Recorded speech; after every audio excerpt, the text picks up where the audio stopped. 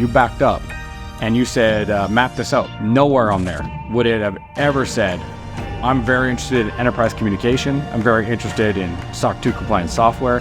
I'm very interested in explosion-proof hardware for oil and gas. Ending and outing of me from that company, honest to God truth, I am happy to have you guys here. I am now kind of getting into the flow of this whole YouTube thing and getting my lights and everything set up. When I started this channel, I kind of, obviously I started this channel now because I recently have had a departure from a tech company that I built. If we're being completely honest, I was ousted from my tech company, whether it's warranted, unwarranted, good, bad, indifferent, doesn't matter. Those are all subjective matters of opinion. So why? I'm going to leave it behind me in the past because I'm focused on positivity and moving forward. I want to share my journey of putting my whole life into something and building a company that I thought was going to be the end all be all. It was honestly how I identified myself. What I want to do with my platform here is, instead of getting right into talking about business and stuff like that, I want to use my platform to share an authentic story. Like I said before, I have a departure or ousted, or however you want to say it, from my tech company that I spent 10 years building. It was very unexpected, if I'm being completely honest. It is not something that I want to go into detail on that, but I want to talk about it because I want to talk about the process of what, seems like or was losing my identity, losing what I thought the value I brought to the world was. I thought, I think in an unhealthy way, to be honest, now that I reflect on it. I had so much wrapped up in that company that I kind of lost who I was and what I was really doing. And, as a human, and it just led to a pretty intense struggle to stay happy while I was seemingly from the outside getting everything that I wanted. The abrupt end to me working at that company might have been the biggest gift that has ever happened to me in my life, albeit the toughest. To back this up 2 seconds, I spent the last 10 years building a technology company. And when I started it, I hadn't done a lot of self-work. I hadn't become very aware of, myself as a person and a human. I've since done a lot of coaching, a lot of great coaches and therapists and stuff like that to help me work through a ton of things that I just hadn't unpacked since I was a kid. And one thing that, when this all happened, was, very tough for me, and I think probably a lot of people, and hopefully a lot of people can identify or can relate to this video, because what happened with me was I spent most of my life and career for the last decade building something not because I was fully in love with it or fully passionate, although I did love the company. I do love what we built. I did love working on it. I wasn't doing it for the right reasons, and I didn't even know it. And that's what led to me being fairly, struggle with to be happy while I was doing it. What I was doing was I was building that company, and I was doing it to prove that I could do it. And I was not the primary, but I was very concerned with how people saw me or what they thought of me. What ended up happening, because I started it with that purpose. I dropped out in grade 12. I didn't finish grade 12, I should say. I didn't finish it completely. Then I went to the oil rig or an art school. Then I went to the oil rigs, and then I got into learning about private equity and venture capital. And then I started the oil and gas tech company. I've been involved in a few of them now, but I started that company because, one, I wanted to be my own boss and I wanted to have freedom. But two, when I started, I just didn't really know what I wanted to do, and I didn't set out a clear plan. I didn't sit down and think, what do I want my life to look like? I just said, I want to make a lot of money. I want to make $1 billion company, and personally, I want to make $100 million. That was pretty much it. And so I went to where I thought I would have the best shot at being taught and mentored to build $1 billion company and make $100 million. And I didn't, the big mistake I made at the start was I didn't sit down and say, here's the lifestyle I want. Family and kids are very important to me, something of which I still don't have because I went down this road of trying to prove stuff to people and working way too much and dedicating my whole life to it and kind of bypassing everything that was really fundamentally important to me. If I had sat down at the start and wrote out what I wanted, or had the, even had the wherewithal to think of doing that, because honestly, I didn't even have the wherewithal to think of, like, when I'm thinking about what to do for a job, should I map out how that job's going to serve me in life? I didn't even think of that. Honestly, I was just like, how do I get a job that makes the most money and how do I own it? Doing this company, it progressed, it started just like anything, and it starts to grow over time, and it gets bigger and bigger and bigger, and the workload gets more and more complex. And, then what was interesting is that then the group of who I was trying to prove stuff to, whatever that was, proved that I was smart enough, proved that I could build a company, proved that I could build a software company when I don't even really know how to work email. Like, I had to prove that I could make a software company. We had to manufacture explosion-proof compliant hardware components that we had no experience in, prove that I could figure out how to put a team together and help them accomplish that. SOC 2 compliant software, which is like the highest level of security, cybersecurity for enterprise software for these multinational oil and gas companies. I had no experience and really no business doing it. Now, if you're ambitious and that's really what you want to do, then that's fantastic. That's when the grit and determination that I possess would have been extremely valuable. And that, I think, would have been the recipe to get to a great life that was, you were building stuff that you thought was cool and mattered, but also fulfilling and sustainable. What I ended up doing, because I was focused on the money to start, and then I got into I didn't even really know what I thought the company was going to be, had to pivot and shift 4 or 5 times completely. And that just called for, I was in there looking at the problems saying, oh, this is what the solution has to be. When we started the company, SmartPad wasn't even an idea. It was completely different. Then that didn't work. Then another one didn't work. And we were just out talking and have 1,000 meetings to different oil and gas companies. And you just keep looking for the problem. What's the problem? What's the problem? What's the problem? Where's the value to the client? This is the right process. But the issue is that in finding those problems, it led me down a road to have to build a hardware, a software, integrated enterprise communications company in which I had zero experience and really was not passionate. If you asked me at the start, you would back up, and of course hindsight is 20/20, but if you backed up and you said, map this out, what are you passionate about? For me, it's art, it's cars, it's design, it's creating. Like, which one is it, left brain or right brain? I'm very far on the one side. On the creative, the design, the automotive, I love cars, customizing cars. Nowhere on there would it have ever said, I'm very interested in enterprise communication. I'm very interested in SOC 2 compliant software.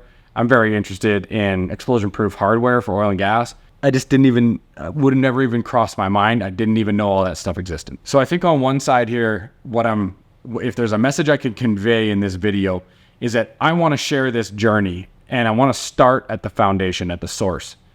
And really, the ending and outing of me from that company is the story of how and all that all happened, in my opinion, and my views and all that. That's not what this is about. In fact, when I look at that, I ask myself the question, why would that have happened? There's a bunch of reasons. Some are in my control and some aren't. But one of the big ones was, honest to God truth, I was struggling so hard with depression and not being fulfilled and not doing what I was called to do in this life that it's obvious that you are in a scarcity mindset and you are using grit and determination and willpower to literally force every day. Get out of bed, put on a smiling face. I had 140 employees. We were selling stuff to the largest oil companies in the world. I'm doing a lot of the front sales still, 8 years later, doing software ideation, managing the company, doing the money raising. They have teams that are doing this all, but I'm part of it, doing the money raising, and then lead on sales, developing the sales programs and strategies, helping people put decks together, helping follow up and do account management, setting up account management teams, getting managers in place to manage software teams, all of this stuff.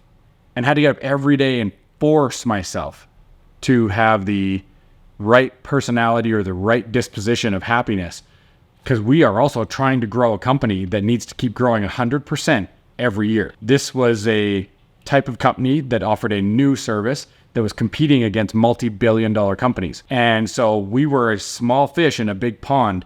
And to make it, we needed to push very hard to grow every year. So growing that business and managing all these current business, and then every year would double and it would change. When that isn't the thing that you are put on this planet to do, is very difficult. And so if I talk about, what ended when it was unexpected and I thought I'd be there all the way to the end, it probably was to do, there's a lot of other things that happen. If I look at it honestly, it's not sustainable for you or me or anybody.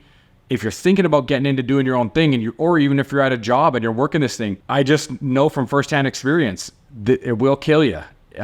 There's a lot of days where I'd get up from my desk in Texas, or my bed, I'd walk to the kitchen, get something to eat, I'd go work out, come back, sit at my desk 6 feet away, take 10, 15 Zoom calls a day, go on 2 sales calls, 3 sales calls, be on my computer then after that, trying to do emails and catch up till 8 or 9 at night, microwave my dinner, and go back to my bedroom. That was like 3 years. Well, 3 years and 2.5 years, 2 years in Texas, and then 4 or 5 years before that here. It's just not a fulfilling life. And so what had happened was I just wasn't I didn't take the time to plan my life and plan what I wanted to do. And so what it did was just drive me down a path where I was highly reactionary and just like nervous system frazzled, just trying to do my best to keep the wheels on everything. And every year, a company doubling and doubling and doubling that I had no experience in running one that large before. I think it could have got done. I'm sure that I could have stuck with it had that happened, and I would have made it a $1 billion company. Today, it's in a couple $100 million, and it's in good hands. I think it'll continue to grow. And so what I'll leave you with in this is that this is the foundation story. And what I want to do with this video is to start the process of documenting someone who dedicated a large part of their life at a very pretty extreme level to something that they weren't passionate about, that wasn't fulfilling to them. And now getting ripped out of that still is a big shock, but every day changes a bit. But losing your identity, losing your company, losing that income, losing all this, I'm fine. I've got the luxury, thank God, to be able to just take time off and do what I want and really think through what is it that I'm going to do now. And so I'm going to share this journey of, I've been 3 months almost now, and it's blatantly obvious that this was something that was happening for me and not to me. This happened for me so that at this age, I can take a step back, really reconsider what was going on. Because initially you have that shock where you're like, oh, wait, no, don't lose all that. Don't change. I don't like this change. If that company's going to do well, it'll go off. Maybe one day get sold. I'm still good. That's my retirement's there, all that, the equity. So that part, just do my best to support that company now from afar and make sure they're successful. But on my personal life, you got to have a real gut check. And you're like, what do you really love doing? And when you know it immediately, you can wrap the things off that you love doing. But then to decide that you're going to go all in on the things you love, and you become the product, you become the service. In this case, Brett is the company, the content, the art, the painting, the design, maybe join and do some car customization, but I have to become the product in the company. And even for someone like me that takes a lot of risks, typically, this is it's a daunting task to be like, you're going all in on yourself, because you're putting yourself out there personally to be judged, your art, your content, everything. There's some element of that is extremely freeing. I know that I'm starting down the path of what I'm supposed to be doing in this world. I'm supposed to be creating content. I'm supposed to be on YouTube. I'm supposed to be drawing and painting and sharing my art with the world. I'm supposed to be customizing cars and working with businesses like that. And I don't want a 9-to-5. I don't want shareholders. If I don't want to work one day, I don't want to do it. If I want to work 20 hours a day for 6 days in a row on passion projects that I love, then I'm going to do it. But I don't have to or want to do anything.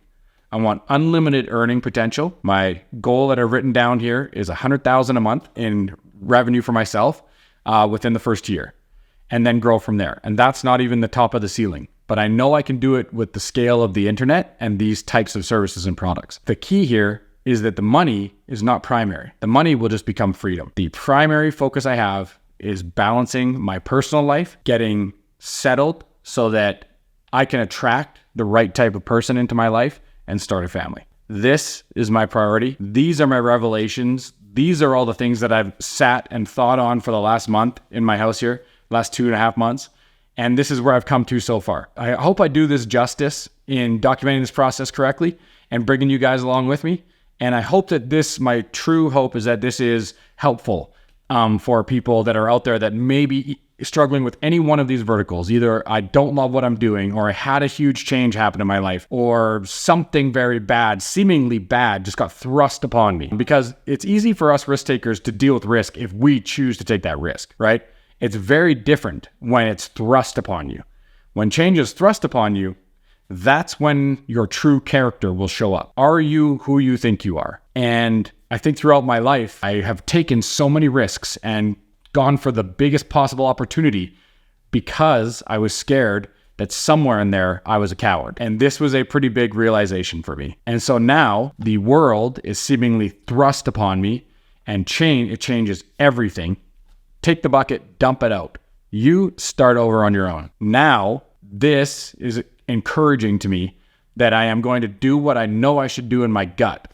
And I don't know what the outcome is going to be. There's a chance I can fail, but I'm damn sure that I'm going to win because I'm dedicated to this. And so hopefully this acts as inspiration for people in this world that maybe need to, I think there's a lot going on where people need to find out for themselves if they are truly the brave warrior internally that they're telling themselves they are, or if they're that coward. Because you can do a lot of outwardly brave things that seem brave, like taking risks and starting companies and doing all this other stuff, but internally you know you're doing it because you're afraid that you're a coward. And when these type of things happens, family members die, you get ousted from companies, or relationships end. I just had another major door slam in my life, in the personal life, all in this same 2-month span. The gift and the blessing that's coming out of it is that I know I'm not a coward. I'm really looking forward to doing this with you guys. Thank you so much for watching these videos. If you want to do this with me, please like, subscribe, do all the stuff. Write some stuff in the comments about this if you want to talk about this, and then I'll record another video that addresses some of those comments.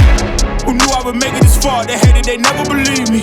Yeah, I would never drop the ball. I know I make it look easy. Yeah, Mayweather with the defense. I don't care what a